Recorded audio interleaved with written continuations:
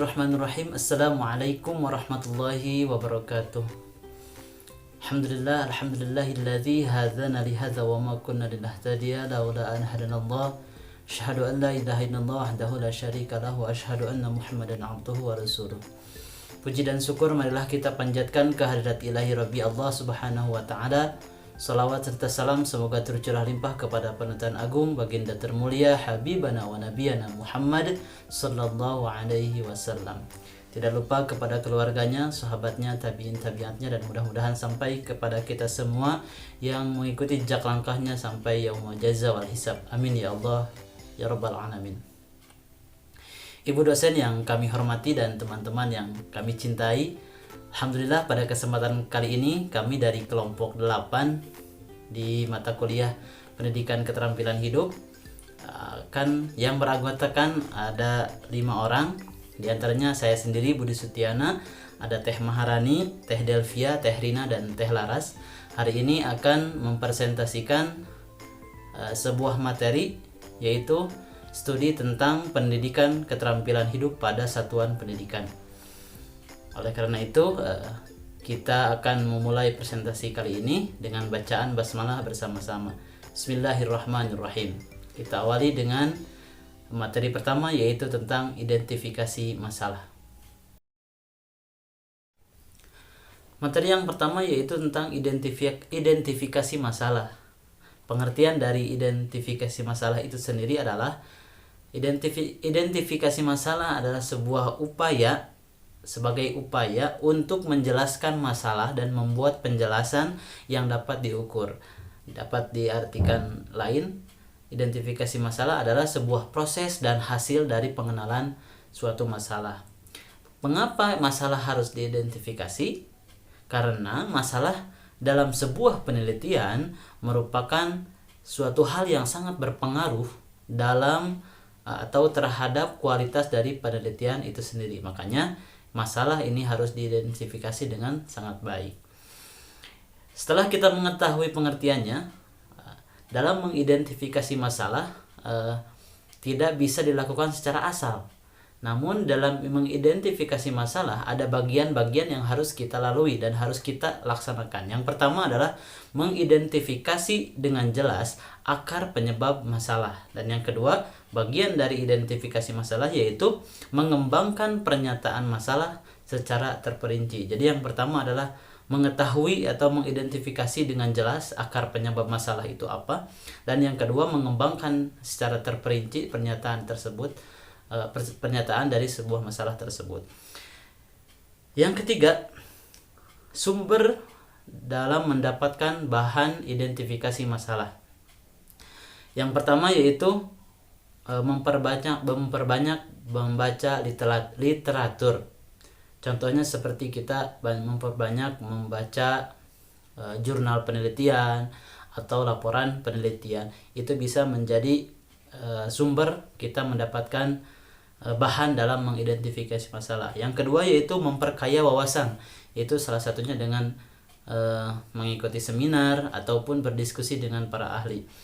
Yang ketiga, yang terakhir, sumber mendapatkan bahan dalam mengidentifikasi masalah yaitu menggunakan wawancara dan kuesioner untuk mendapatkan sebuah data untuk nantinya kita mendapatkan masalah yang akan kita teliti.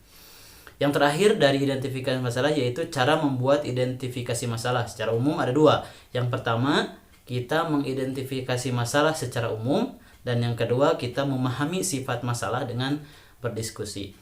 Itu adalah materi dari identifikasi sebuah masalah. Baik, selanjutnya adalah merancang kisi-kisi penelitian. Yang pertama adalah pengertian instrumen. Instrumen penelitian adalah alat yang digunakan untuk mengumpulkan data. Instrumen penelitian sangat erat kaitannya dengan teknik pengumpulan data. Setiap teknik pengumpulan data akan memiliki bentuk instrumen yang berbeda pula. Perlu kita pahami, tidak semua instrumen cocok digunakan dalam semua jenis penelitian. Instrumen yang dapat digunakan sangat tergantung pada jenis data yang diperlukan sesuai dengan masalah penelitian. Oleh karena itu, sebelum kita menerapkan instrumen penelitian, maka terlebih dahulu kita memahami jenis data yang akan kita kumpulkan dalam penelitian. Selanjutnya, yang kedua adalah langkah-langkah penelitian. Dalam menyusun instrumen, disarankan mengikuti langkah-langkah. Yang pertama, analisis variabel penelitian. Menganalisis setiap variabel menjadi subvariabel, kemudian mengembangkannya menjadi indikator-indikator merupakan langkah awal sebelum instrumen dikembangkan. Yang kedua, menetapkan jenis instrumen. Jenis instrumen dapat ditetapkan manakala peneliti sudah memahami dengan pasti tentang variabel dan indikator penelitiannya.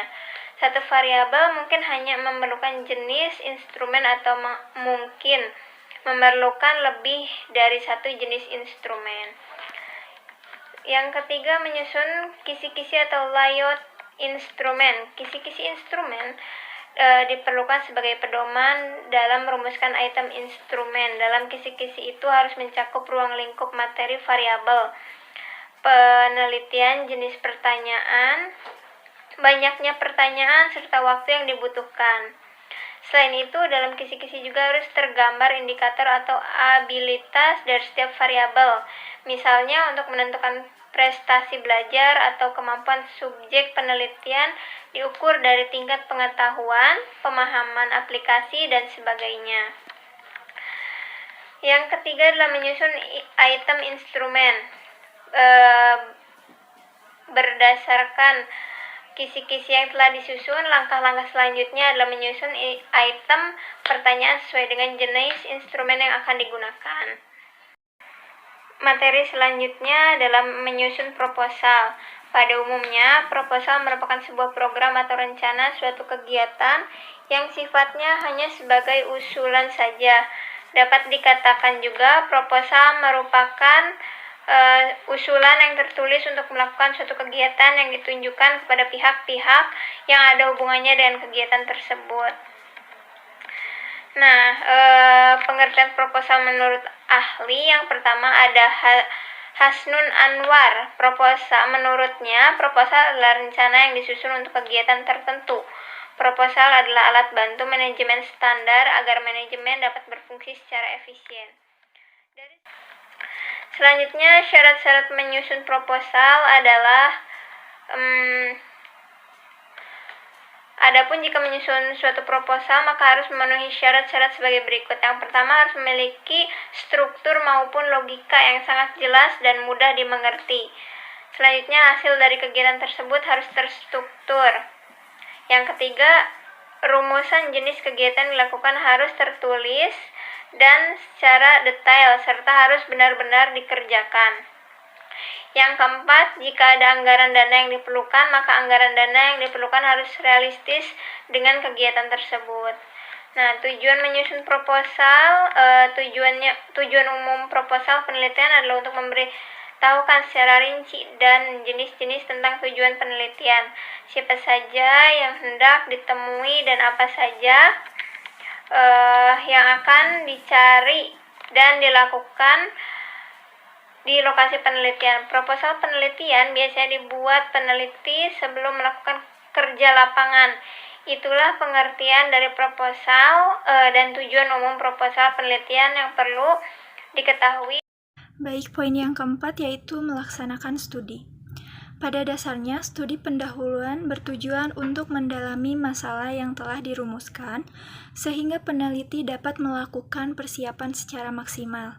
Nah, adapun cara-cara yang dapat ditempuh guna melaksanakan studi pendahuluan, diantaranya yaitu yang pertama, melakukan studi kepustakaan, yakni mengkaji buku-buku yang berisi tentang teori yang relevan dengan masalah penelitian, menelaah artikel, paper, dan juga hasil penelitian sebelumnya. Yang kedua yaitu mengunjungi lokasi yang dijadikan objek penelitian. Nah, dan yang ketiga yaitu melakukan diskusi dan tanya jawab dengan orang yang dianggap memiliki pengetahuan yang memadai sehubungan dengan masalah yang diangkat dalam penelitian tersebut. Poin selanjutnya yaitu mengenai jenis-jenis data penelitian. Berdasarkan tipe penelitian, jenis data dibagi menjadi dua, yaitu data kuantitatif dan data kualitatif. Data kuantitatif yaitu data yang dapat diinput ke dalam skala pengukuran statistik, sedangkan data kualitatif yaitu data yang dapat mencakup hampir semua data non-numerik. Kemudian berdasarkan sumbernya, data dibagi menjadi dua, yaitu data primer dan data sekunder. Data primer yaitu data yang diperoleh langsung dari sumbernya dan dicatat untuk pertama kali. Sedangkan data sekunder yaitu data hasil pengumpulan orang lain dengan maksud tersendiri dan mempunyai kategorisasi atau klasifikasi menurut keperluan mereka. Kemudian berdasarkan cara memperolehnya, data dibagi menjadi 6. Yang pertama, data observasional, yaitu data yang ditangkap in situ. Kemudian data wawancara, yaitu data yang diperoleh melalui tanya jawab antara peneliti dan informan. Kemudian data eksperimental, yaitu data yang dikumpulkan dalam kondisi terkendali. Selanjutnya, data simulasi, yaitu data hasil dari penggunaan model dan metadata di mana input lebih penting daripada output. Kemudian data referensi atau kanokik, yaitu data statis atau koleksi organik. Terakhir yaitu data derivasi atau kompilasi, yaitu data reproduksi. Baik, materi selanjutnya yang akan saya sampaikan mengenai tentang teknik pengumpulan data. Dalam penelitian, teknik pengumpulan data merupakan faktor penting demi keberhasilan penelitian. Hal ini berkaitan dengan bagaimana cara mengumpulkan data, siapa sumbernya, dan apa alat yang digunakan.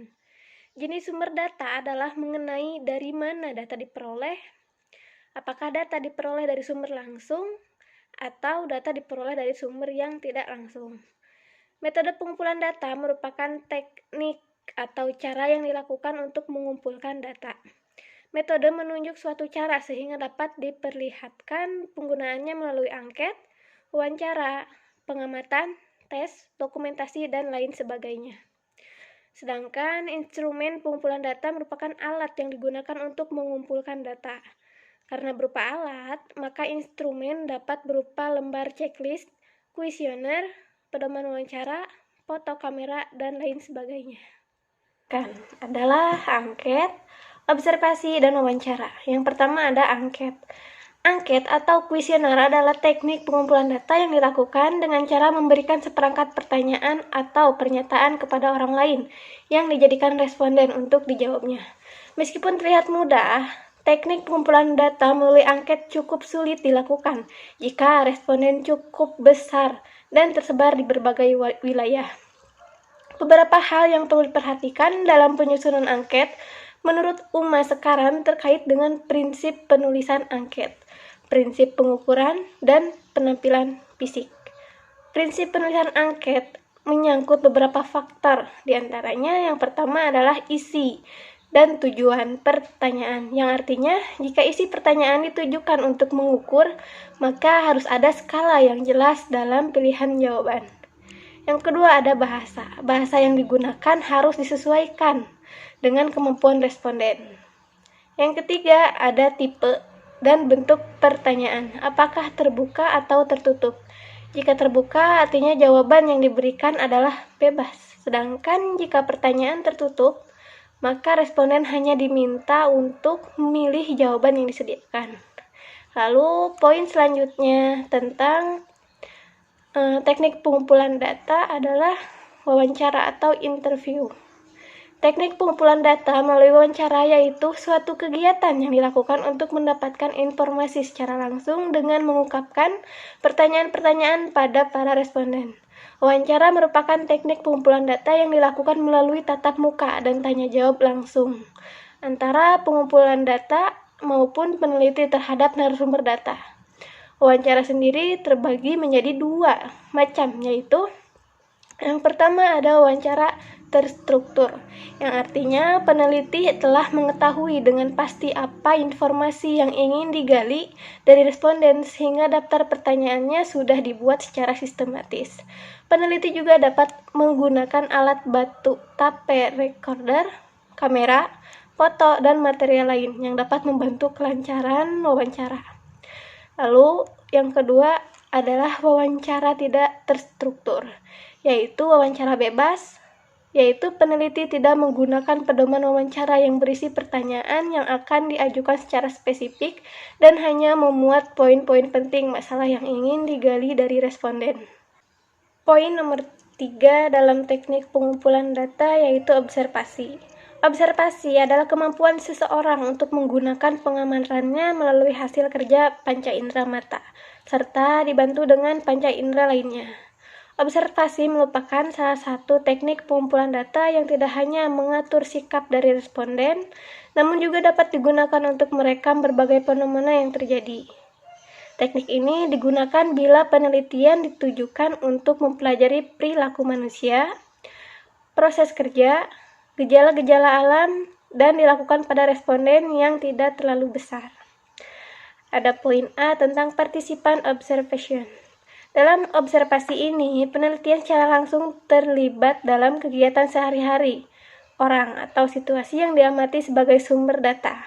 Sebagai contoh, seorang guru dapat melakukan observasi mengenai bagaimana perilaku siswa, semangat siswa, kemampuan manajerial kepala sekolah, hubungan antar guru, dan lain sebagainya.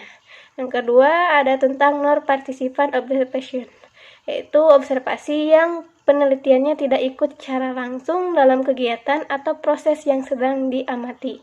Misalnya, penelitian tentang pola pembinaan olahraga, seorang peneliti yang menempatkan dirinya sebagai pengamat dan mencatat berbagai peristiwa yang dianggap perlu sebagai data penelitian.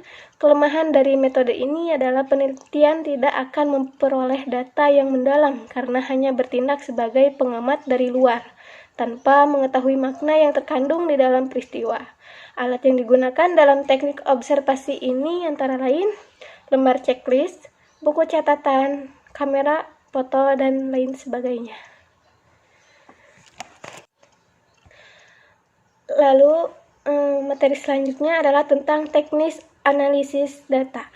Analisis data adalah upaya yang dilakukan dengan jalan bekerja dengan data, mengorganisasi data, dan memilah-milahnya menjadi satuan-satuan yang dapat dikelola. Mencari dan menemukan pola dan memutuskan apa yang dapat diceritakan kepada orang lain. Pada dasarnya, penelitian dilakukan untuk mendapatkan data. Data yang didapatkan peneliti beragam. Data dapat digolongkan ke dalam dua jenis, yaitu bermuatan kualitatif dan data bermuatan kuantitatif. Dalam kesempatan kali ini hanya akan dibahas mengenai data bermuatan kuantitatif. Teknik analisis data dalam penelitian kuantitatif menggunakan statistik. Terdapat dua statistik untuk analisis, yaitu yang pertama, statistik deskriptif, yaitu statistik yang digunakan untuk analisa data dengan cara mendeskripsikan atau menggambarkan data yang telah terkumpul sebagaimana adanya tanpa ada tujuan membuat kesimpulan untuk generalisasi.